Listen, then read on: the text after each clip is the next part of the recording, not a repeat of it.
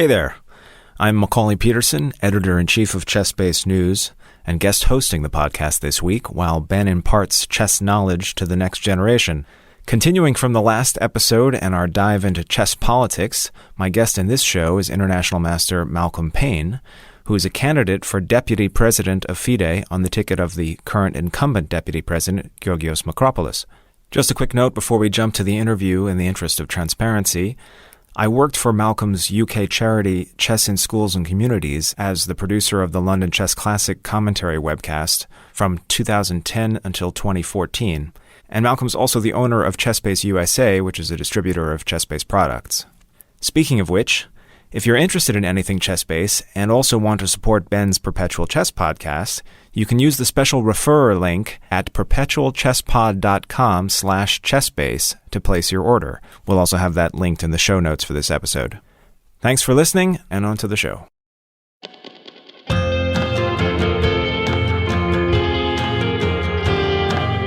Hello everyone, I'm Ben Johnson and this is the Perpetual Chess Podcast. On Perpetual Chess, I have weekly conversations with the chess world's best players, promoters, and educators about their lives, careers, current projects, and best practices. Perpetual Chess is brought to you through the generosity of its Patreon and PayPal supporters. For more information, go to perpetualchesspod.com.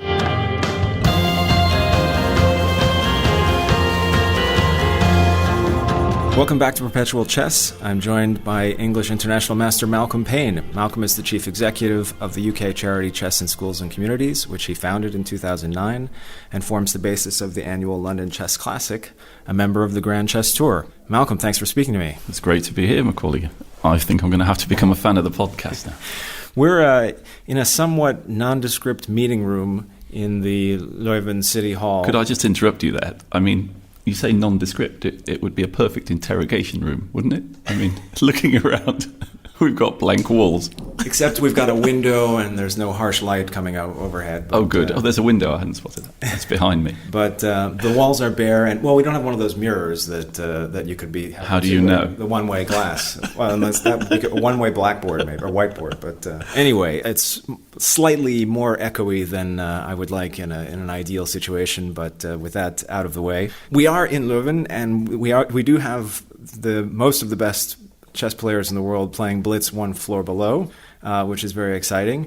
And, you actually just flew in this morning for the finale. And I guess that your travel schedule is not likely to get less intense with the addition of the FIDE election campaign season? Yeah, we'll see. Actually, I let the train take the strain today. All right. Yeah, I just went back for a day. Okay. I had a meeting that I had to go to. Well, before we get to the election news, I would like to spend a few minutes on the Grand Chess Tour, since we're here. The biggest change this year to the tour is the new role of the London Chess Classic as a smaller event that's featuring the top point getters in the tour as a whole. Can you talk about any new developments since the initial announcement in December? Sure. So it will be the top 4 players out of the first 4 tournaments will come to London, and we'll have 6 days of chess in the final. So there'll be a semi-final and a final, and in the semi-final, we'll play 2 classical games, each on the first 2 days, and then there'll be rapid and blitz on day 3. Then we'll have a rest day, and then again we'll have 3 more days. There'll be a third, fourth playoff, and there'll be a final. And the first part of the tournament will again be at the headquarters of the artificial intelligence company DeepMind, in the Google headquarters in London, which we're very, very happy about. And then after the rest day, we'll move it back to the traditional home of Olympia in the west of London, the conference centre. And we're going to run actually the biggest London Chess Classic we've ever run, because not only are we going to be having the Grand Chess Tour at Google, but while we're doing the Grand Chess Tour at Google, we may run, in fact we're planning to run, but we just haven't exactly decided where yet, a whole London Chess Classic festival with the open tournament, the chess teacher training courses, 500 children coming a day for chess lessons and tournaments, plus all the other things we do. We just haven't decided where we're going to put that. But we will actually be running 2 classics, if you like, at the same time. The festival and schools and the professional Grand Chess Tour. So it'll be quite a lot of work. So they just won't play in the same venue, exactly. Same space. Exactly. They just won't play in the same space that'll be for about 4 days. So it will require a lot more work, a lot more effort, but actually the charity's expanded. We've got a much bigger team now. Chess in Schools community is a lot bigger in terms of certainly headquarters staff than it was a year ago. So we reckon we can do it. So it should be great. Well, that was actually one of my questions, was what the extent of the festival and the Scholastic program would be, because you will, of course, be coming right on the heels of the World Championship match, yes, we assume, and that should have some strong ancillary benefits for the festival, I would imagine. Well, we hope that the World Chess Championship in London will give chess in Britain a great boost. That's what we're really, really hoping to see. It is a great opportunity. Of course, I have to give out what I regard as the statutory health warning on that, which is, that it's Agon who are organising it, and I haven't really noticed a very high standard of organisation from them at any of their events, really, or certainly not a level of organisation I'm happy with. And so I'm very keen that the match takes place in London, but I want it to be organised well. I want it to be organised in a way that makes it conducive to a lot of spectators to come.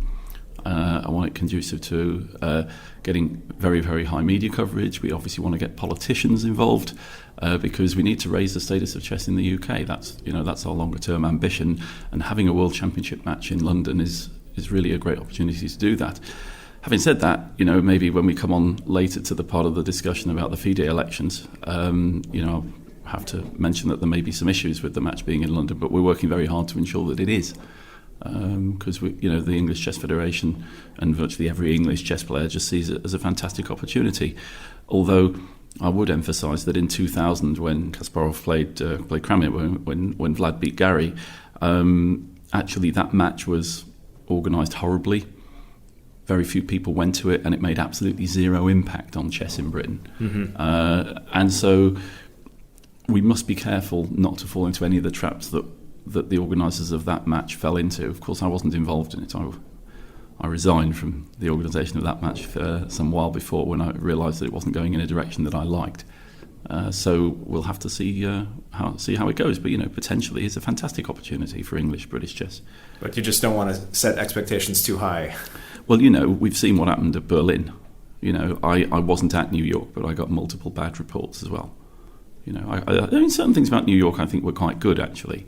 I quite like the studio broadcast. I thought having Judith with the professional commentators was a fantastic mix. But I thought the spectator experience and the things going alongside it looked very, very poor, and that was the overwhelming feedback I got, actually. Mm-hmm. Well, the venue in New York, I remember, wasn't announced until I believe sometime in July, which is quite late, I would think. Do you have any idea where the match might take place in London this year? I'm going to do a little bit of a Monty Python here and say yes. But as that Python phrase goes, but more than that, I'm not going to tell you. One reason, as I understood, for the change in the format also was to try to still have the participation of Magnus Carlsen in the Grand Chess Tour. Yes. That obviously didn't pan out. Yes. In the past, in 2016, he also didn't play, but then you had some wild cards on offer. How did it come about that you wanted to try to make sure that everybody could play in all the events leading up to the final this time, and then the wild cards came in, I guess, very late in the process? I mean, we really went out of our way to try and help Magnus participate. Mm-hmm. And we initially got the hint that he would. But, it's obvious that in a World Championship year, it's going to be harder for him to add 4 or 5 tournaments to a schedule. I mean, that's just obvious. Yeah. However, we thought that it was possible, and we tried to arrange the tournaments in such a way that they'd facilitate his participation in the whole thing.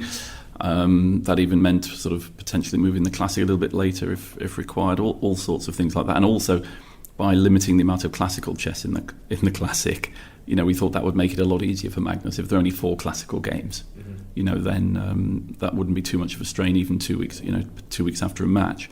But in the end, he decided he didn't want to. Now, at that point, I really thought that Magnus ought to be, involved as a wild card at every opportunity. I think it's important. And however, I was in a minority on the Grand Chess Tour, so he wasn't. But I'm still hopeful Magnus is going to make an appearance in the tour. I think there's still a good chance that he may play. Oh, really? Yeah. I mean, maybe he can play in. The field hasn't been announced for the Sinquefield Cup, for example. Yeah. So, if Magnus felt he wanted to play that, I'm sure he'd be very welcome in that. I can't speak. I don't speak for the St. Louis Chess Club, you understand. But it would add to the tournament, wouldn't it? It would be great if he could play in that. Okay. Well, the Grand Chess Tour is known partly for doing very excellent broadcasts. One thing that just passed at the end of May, FIDE had requested that they receive comments from interested parties on their broadcast policy. And I was curious if the GCT submitted any comments. Well, I think I did give an interview to Peter Doggers where I expressed the GCT's policy pretty clearly.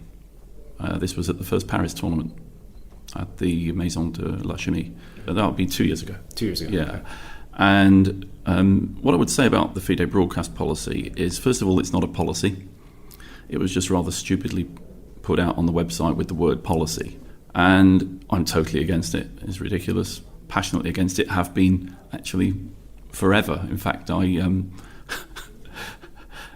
1993, I actually broke the broadcast policy of the Kasparov short match by sneaking the moves out. And got thrown out of the Savoy. So I've got form in this regard. I think that until such time as the courts rule that games of chess can be copyrighted or that tournament organisers can control the flow of moves, until the courts rule that is the case, we must carry on the previously accepted basis that a chess move is little more than a football score, cannot be copyrighted or its distribution controlled. And so I'm totally against what Agon has been trying to do. I thought that even the publication of the FIDE document was a serious mistake.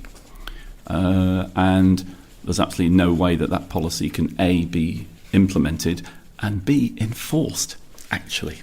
Because if you lose in every court, how are you going to enforce it? I mean, Agon even lost in Russia. That surprised me, actually. So I know they've lost in a few jurisdictions, and I think now's the time just to give up and just say, if you own the World Chess Championship, produce a really fantastic video stream with really good commentary, like Agon did in New York, for example. I thought that was great. I thought that was really worth paying for, actually, got to say. I thought it was superb. Make arrangements with all the other broadcasters in the world to make sure that your sponsors get prominence in any other broadcasts. Do some deals, and let's just stop fighting. Because as far as I'm concerned, the argument is over until such times as the courts rule in a different way. And I really think that far too much energy and effort and time and money has been wasted on this.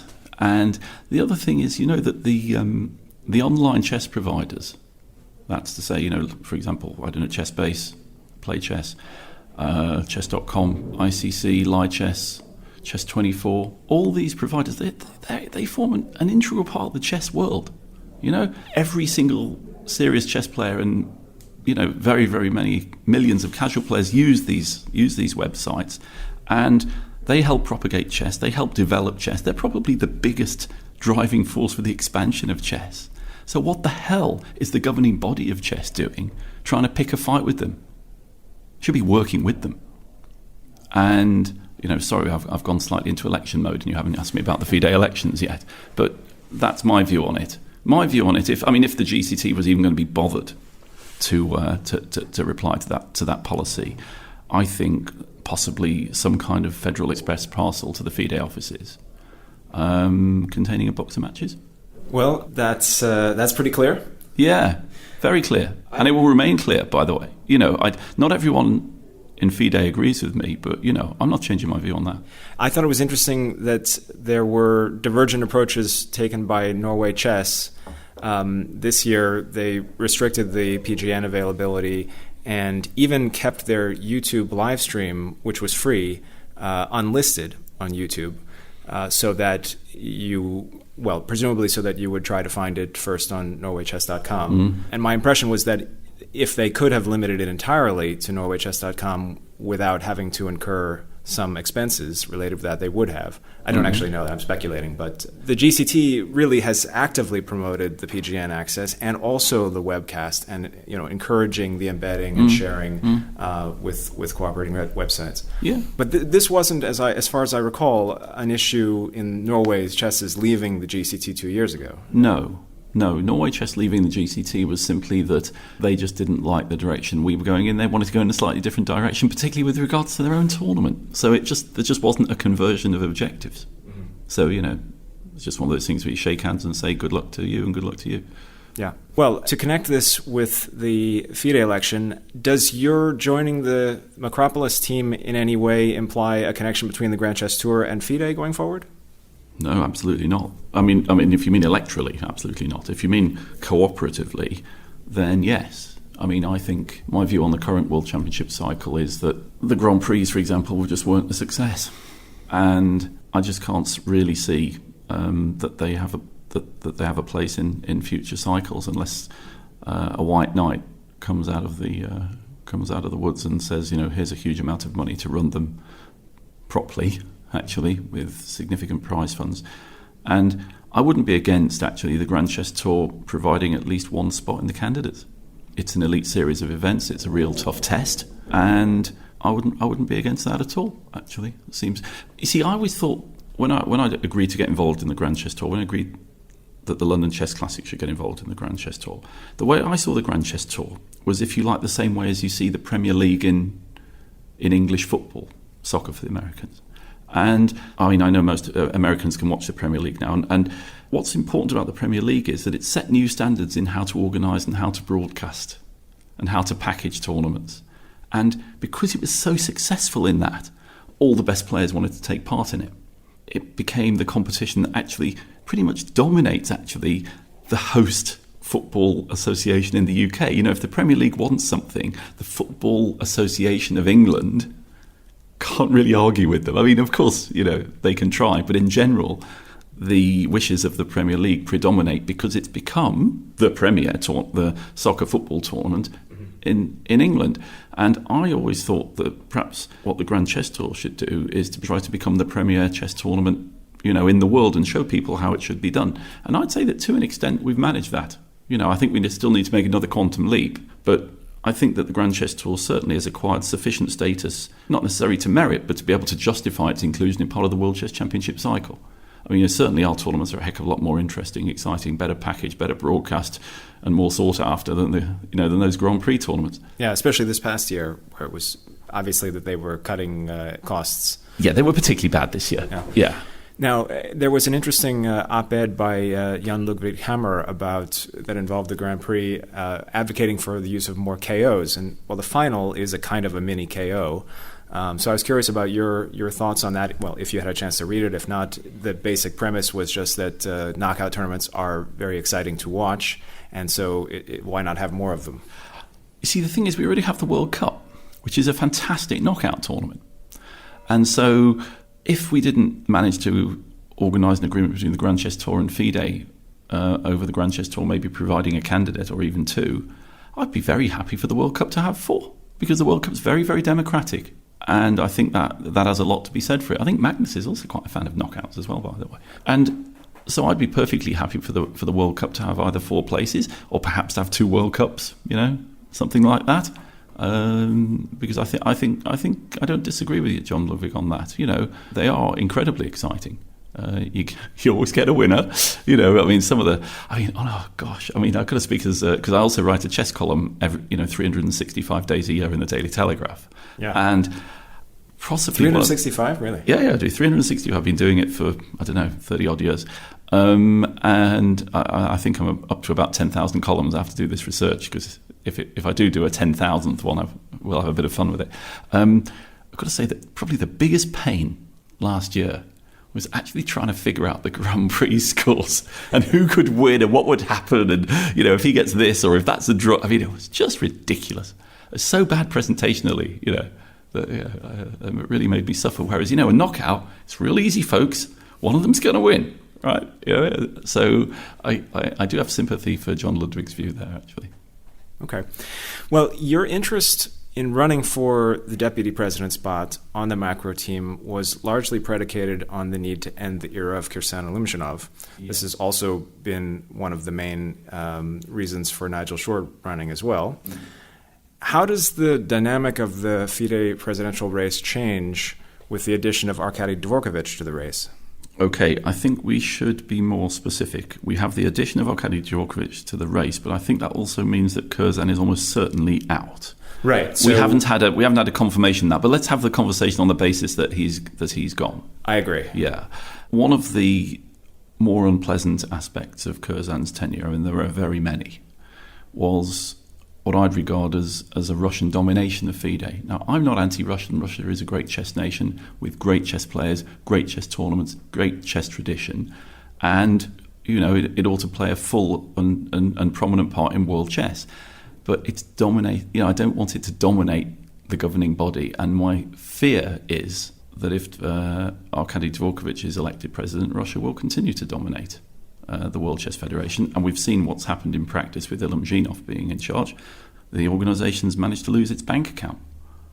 And, this was just like some kind of slow-motion train crash, wasn't it? Leuven was sanctioned, and the bank said, look, your president's been sanctioned. And then they said it again. They said, we're going to lose your account. And then they said, no, you're going to lose your account on this date. And then we did. They meant it. And they meant it. And why shouldn't they mean it? Yeah. Speak to any banker, okay? There is actually quite an interesting article in The Economist of a few weeks ago about America's domination of the financial system because of the prevalence of the dollar. And you can like it or not like it, but the reality is it is there. America carries a huge amount of clout in the world of finance and trade, because if America decides that you're in breach of sanctions, they can cut you out of dollar transactions. And I can't remember the exact number in The Economist, but I think it was something like 60%. 60% of all transactions are conducted in dollars. I mean, there was some statistics, something to the effect of, in many countries, the value of imports in dollars is 6 times greater than the value of exports in dollars. Dollars are very, very important, and so you can't really take this kind of chance. And therefore, my concern would be that if there was Russian domination of FIDE, we might end up cooperating with more sanctioned figures. I mean, one thing that slightly troubled me in this regard is the Congress, I think, United States Congress, has actually issued a pre-warning to other figures in Russian politics and business, saying, this is the list of people who are next for sanctioning. And I had a brief look at it yesterday, and I think Arkady Dvorkovich was on there at number 88. So obviously that's a little bit of a worry too, And I'm making no comment about whether it's right or wrong or anything. I'm just saying this is the reality. That the same risk associated with Leuven is really more about the status quo of having Kremlin-connected figures being I fear top so. of FIDE. I fear so. Yes, and. One nation doesn't have to dominate the organisation. It is a global organisation, after all. Mm-hmm. And so I think that chess players, and particularly delegates, if any of them are listening, need to consider that. So I won't be pulling out of the race. I won't be leaving the ticket just because Leuven is out. Although, of course, I celebrate that heartily. We'll look back on it as a historic mistake, and all the people in FIDE who facilitated it, and that includes some of the people I'm running with, okay, I don't hide from that, we'll have to realise that they facilitated his tenure for far, far too long. I was interested in one detail that Curzan was referred in some way, or there was a report to the Ethics Commission. Well, first of all, what is the difference between a report and a complaint? Okay. And what is the purpose and what will happen now? One of the things that's going to happen in FIDE if I'm elected is that the standard of English on the website is going to improve. I don't have a PhD in English language, but I know how to write it. And actually, it is a complaint, I believe. Essentially, okay, I'm slightly limited in what I can say here. It is pretty obvious in sports governance that if you have a president who is sanctioned, that ought not to be possible. Let's put it that way. And FIDE is affiliated to the IOC. And it was pretty obvious to the IOC that, that this was problematic. And, I guess it just occurred eventually to the FIDE top brass that, in fact, although there's nothing in the FIDE statutes, and that needs to change, by the way, to preclude someone being president while sanctioned, there probably ought to be, and that surely it's just unacceptable. Surely it's something that should go to the Ethics Commission, and also, if it's appealed, if the Ethics Commission agrees and it's appealed, there's a good chance that the Committee of Arbitration in Sport in Lausanne would uphold the complaint. So actually, why not launch it? And at the same time, I thought one of the weaknesses of, this is before I became involved, one of the weaknesses of the presidential board's actions, I mean, they were very good when they basically kicked Ilumzhinov out and removed him from executive control. That was excellent. But all sorts of other things should have been done. So, for example, his name and picture stayed on the website for far too long. Okay? And by not sending a complaint to the ethics committee, they weren't sending the right kind of message to the bank. And I think that this is also something that's helpful for external use. I mean, we will get our bank account back if Ilumzhinov is not president anymore. Now, we either wait until he's unelected, but that's now not going to happen. But when the complaint was made, he was still in the race, and so it was thought that was a good idea to at least show the bank we're trying to get rid of him quicker. So there are all sorts of motivations for that. One is just right; he should be out. Secondly, it helps show the bank that we mean it, and three, it shows to our parent body, the IOC, that we're serious about it as well. So would the Ethics Commission agreeing on the complaint, I mean, could that remove him from office? Or is that something that could only happen at the General Assembly? I think the issue is that there's nothing in the statutes that facilitates it. But I mean, one of the things that they could do potentially is try and prevent him from standing, for example. Of course, you also run the risk of taking a body that is ostensibly supposed to be kind of an arbitrator, a neutral arbitrator, and politicizing it. The Ethics Commission involved in the elections seems a little dangerous.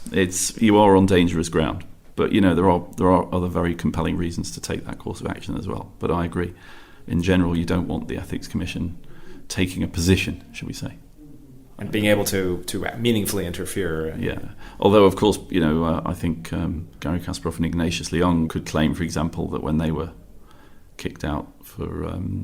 that's already happened, in other words. In 2014, that was political too. Yeah. I mean, I remember complaining at the time that I thought it was political.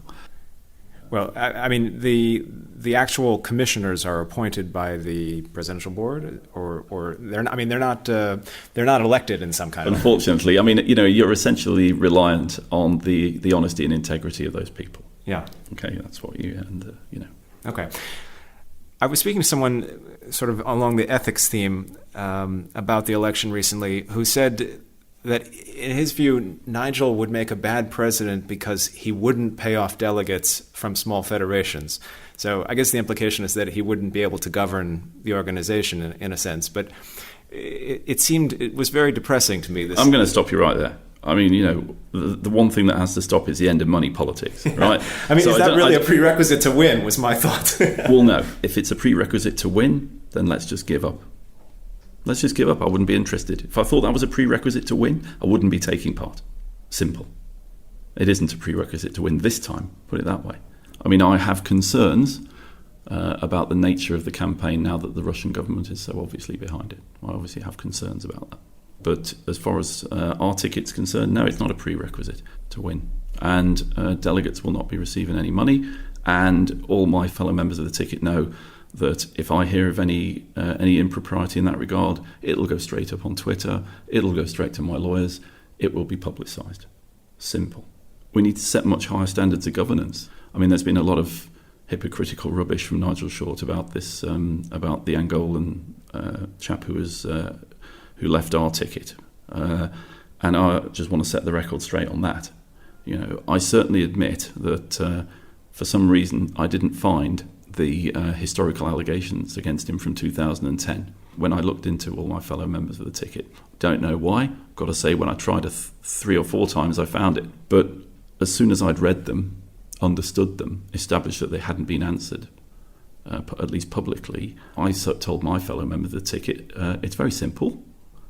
I know Mr. Jaime very well. I know he's worked very hard for the organisation and served on the presidential board, but I'm not standing with him. So please speak to him and tell him that it's unfortunately a very difficult position, but Malcolm Pein certainly won't stand with us if we do, and would he mind standing aside? And that was done real fast. And then he submitted a resignation letter from FIDE vice president that you've seen? Yes. And that means that he will no longer be FIDE vice president even in advance of the election, theoretically. Oh, I suspect. No, I think he's still a FIDE vice president, actually, so he's but he's just not on our ticket. for the next election, Ken. Yeah. Okay. Yeah. Yeah, I mean, I'm not comfortable with him being a vice president, but okay. I mean, what am I? I'm just a candidate, so I've got no role in that. So. Yeah. Well, we certainly have seen in the past some credible, substantiated allegations of vote buying. By me? No, I've made them. Oh, you've made the allegations. Yeah, in past. I mean, I've witnessed them. Yeah, sure. So it strikes me that the dynamic of a three-way race actually is a bit different than we've seen in the past in that regard. Because if you had one of any, in any trio trying to game the system, then there are going to be two others. Yes, complaining about it. Presumably allied in that. At least in that regard. Yeah. Yes. Now, of course, there is another very important factor that money plays in election campaigns that's perfectly legitimate, traveling around, meeting people, and so on. So to be competitive, presumably all of the parties have to have some kind of budget, some kind of funding to be able to effectively get their messages out. How is the Makropoulos campaign funded? Very poorly. I mean, we haven't even got the money together to do a website yet. But that will be resolved. Yeah. No, I mean, I'm trying to raise some money. And forgive my ignorance, but under the election rules, presumably no FIDE money can be used for election. No, and actually FIDE personnel shouldn't get involved either. Uh-huh. I mean, obviously that can be occasionally difficult when messages pass, through. But actually, I think that's just proper and right. So your view, I mean, you've said that you were comfortable but didn't speak in any detail about the transference of FIDE's money to these holding companies in Hong Kong and Switzerland. That's basically, you find the situation lamentable but satisfactory. The Treasurer took the necessary steps and he's to be commended for that, because it wasn't easy. I mean, for 3 or 4 days, the money was actually frozen. Yeah. It was actually frozen for 3 or 4 days. So Makropoulos and Siegel, got the lawyers on the case, and they managed to unfreeze it. And then it was sent to a perfectly reputable institution, by the way. It's I believe it should be safe there until such time as Ilham Zhinov is clearly not our president anymore. At which point we can go back to any bank, I would say, and get banking facilities. Yeah.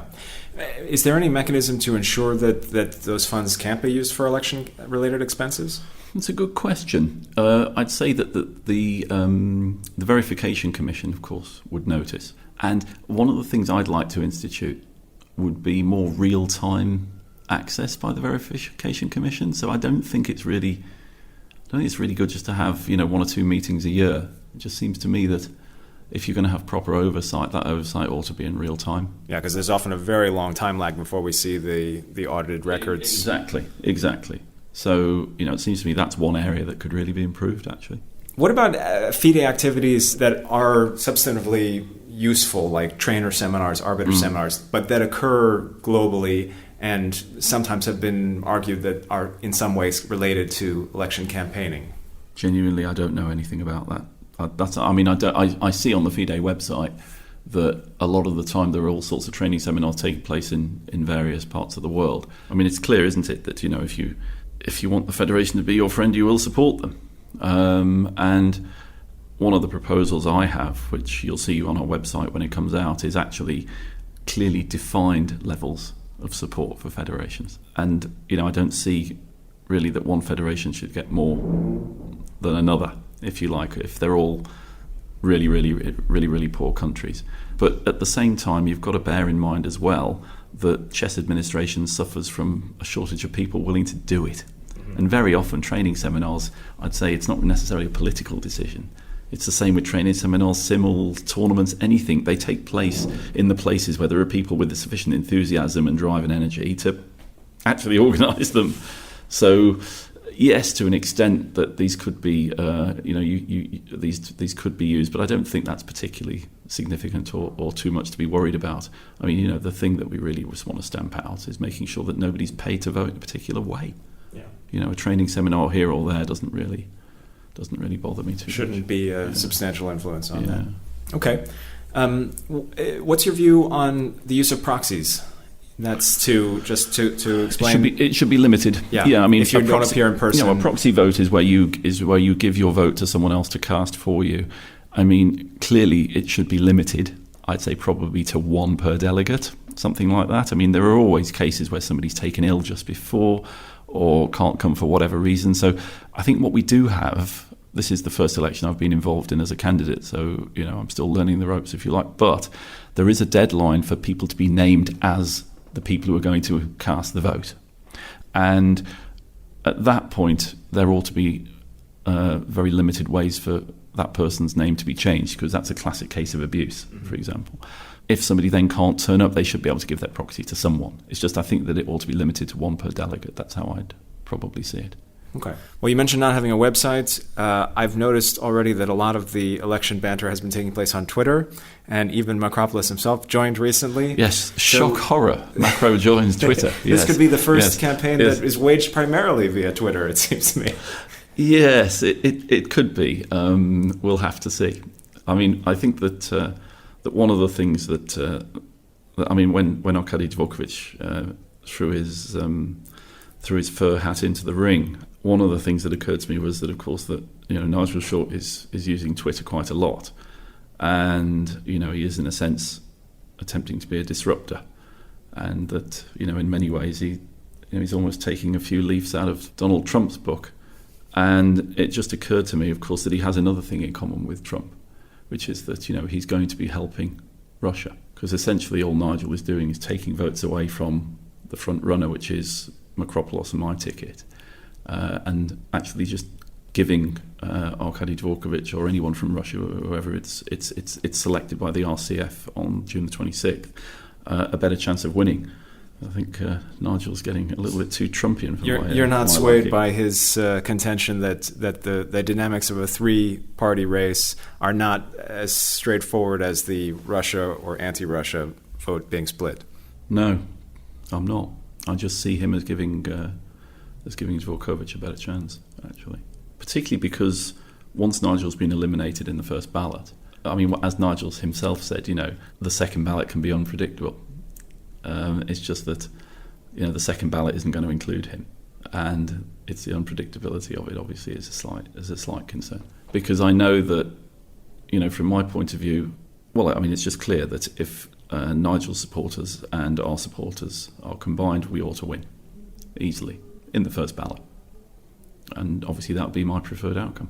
Yeah, I mean, this potentially must be a contentious point within the English Chess Federation as well, that there is a little bit of a split. I mean, well, linking it back to Twitter, you and Nigel engaged some pretty uncharacteristic barbs a few weeks back, it seems to me. I think a few of them were even deleted, possibly. Maybe, I don't know. Perhaps there's something I missed. But yeah, I mean, there must be many people within the ECF that would like to see some kind of reconciliation or some kind of united front. Yes.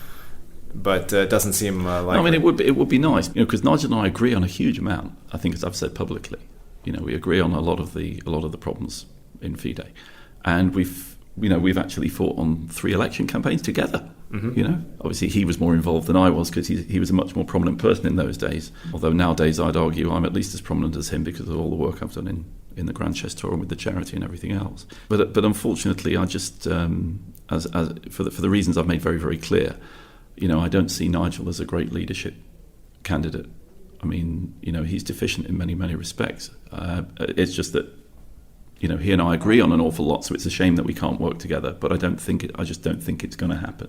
I just I think one of the points that I'd make to Nigel, which I have made, the night before last at dinner, was that given that my objectives for the improvement of FIDE are very similar to his in many ways, he really ought to be publicly stating that in the event he's eliminated, he wants his supporters to vote for our ticket, because I intend to try and improve things very much along the lines that Nigel wants to do things in all kinds of ways, as I've expressed already in interviews.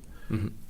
Well, presumably there's a lot of time for those discussions to continue. I'll say one more thing, Macaulay, on this. Yeah, I have someone who advises me on a veteran of many political campaigns who gives me lots of advice, good advice, and he's been proved right every time. And he said, there will be surprises. He says, there will be twists and turns that you had not anticipated. And if one of those twists and turns is that Nigel and I end up on the same side, I'd be very happy about that.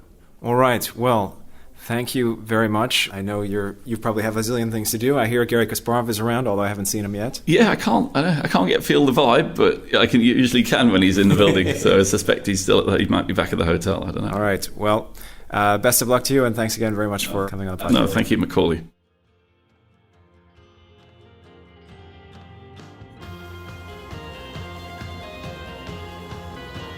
The new Perpetual Chess theme music is courtesy of Geert Vanderveld. Special shout out to him. I also want to thank everyone who supports the podcast. That includes people who tell their friends about it, people who write positive reviews on Apple Podcasts, and most of all, those who have donated to support the show. I spend about 5 hours a week on each episode, and even though I love doing it, it can be hard to find the time. Without the support of my Patreon and PayPal Perpetual Chess partners, the show would not be possible.